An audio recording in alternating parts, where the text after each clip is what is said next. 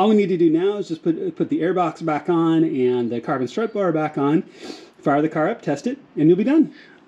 All right, y'all, so let's go ahead and time to put the airbox back in. So a couple of things here really quick. You can see where the fresh air intake is right here. There's a matching pipe that comes up underneath this bracket right here. So when you fit this down in, try to get this to collar down around that pipe. Also, you've got your intake pipe right here that's gonna wanna fight you when you put this back in. Just take one hand and press this back on this accordion section to make sure that this can fit in nicely. It's got 2 feet it fits down into.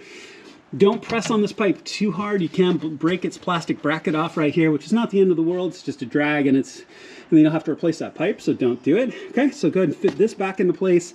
Go ahead and tighten the hose clamp once you pull this collar back up on. Plug your MAF sensor back in, and then we're going to put the strut bar back on. All right, so now it's just time to just reverse what you did to take it apart. The carbon strut bar will slide through this rubber gasket on this side, slide it in, lay it down here across the front, and then flip up this side, lay it down, and put this back down around it. Again, make sure not to touch your positive post if you haven't covered it. Just a quick reminder, the 13mm go in front. Here, the short ones go in front, here and here. The 3 long ones, 1, 2, 3, 1, 2, 3, go in back. So go ahead and put all those in. It's 28 Newton meters to torque them down. So go ahead and put those on. Don't forget your 10mm nut right here for the reservoir. And then we'll put our plastics back on and we'll be all done.